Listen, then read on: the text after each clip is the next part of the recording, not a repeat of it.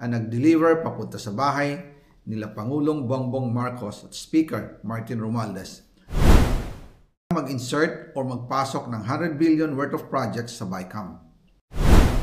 Sana po ay hindi nila ako mapatay bago ko mailabas ang lahat.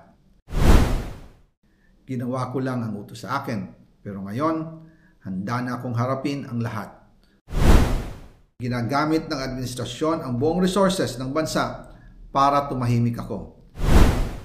That he will shoot me if I will talk.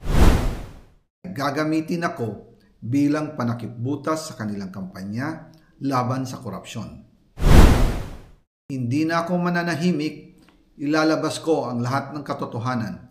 May resibo, may ebidensya, at may pangalan. Para sa bawat Pilipino, alam ko na buo ang galit ninyo sa akin ngayon. Nauunawaan ko rin kung bakit. Lalo na at malaki ang halagang nakataya. Pero bago kayo humusga, hayaan ninyong ipaliwanag ko ang buong katotohanan. Matagal akong hindi nagsalita dahil may direktang utos sa akin. Huwag nang bumalik ng Pilipinas at manahimik na lamang.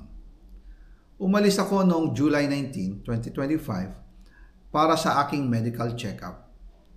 Nakaplanong bumalik pagkatapos ng SONA ni Pangulo. Pero habang papauwi na ako, tinawagan ako ni dating Speaker Martin Romualdez at sinabihan, "Stay out of the country. You will be well taken care of as instructed by the President." Noon naniniwala pa ako sa kanila, kaya't hindi ako bumalik.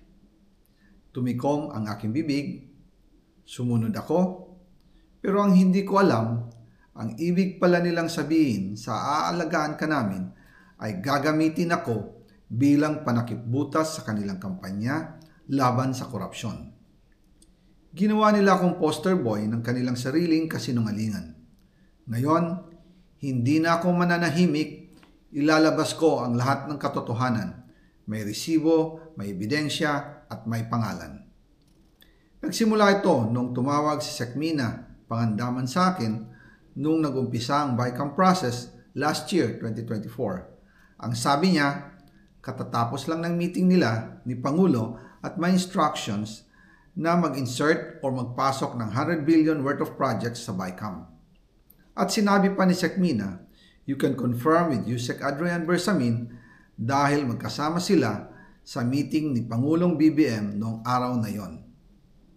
Tinawagan ko po agad si Yusek Adrian Bersamin at tinanong ko kung may instruction nga ba ang Pangulo na magpasok ng 100 billion during their meeting. Ang sabi niya ay totoo nga po. Right after our conversation, tinawagan ko po si dating Speaker Martin Romualdez at nireport ko ang instructions ng Presidente to insert the 100 billion projects. At sinabi niya sa akin, what the President wants, he gets.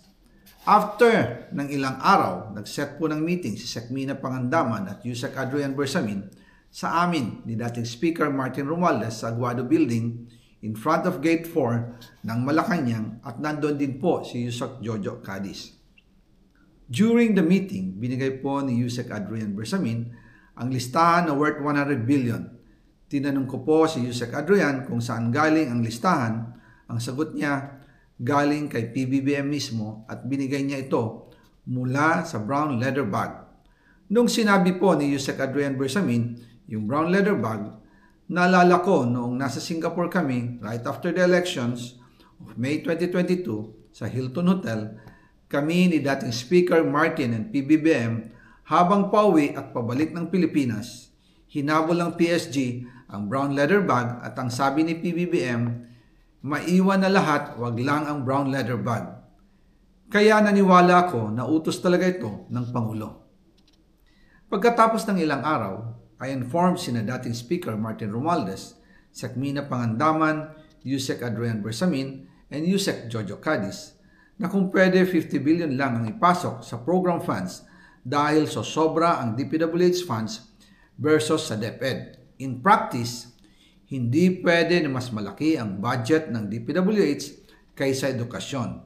And yung balance na 50 billion, ilagay na lang sa unprogrammed funds for the 2025 budget dahil Office of the President din ang nagre-release ng lahat ng unprogrammed funds. Pagkatapos ng isang araw, tinawagan ako ni Sec Mina at sinabi ang mensahe ng Pangulo.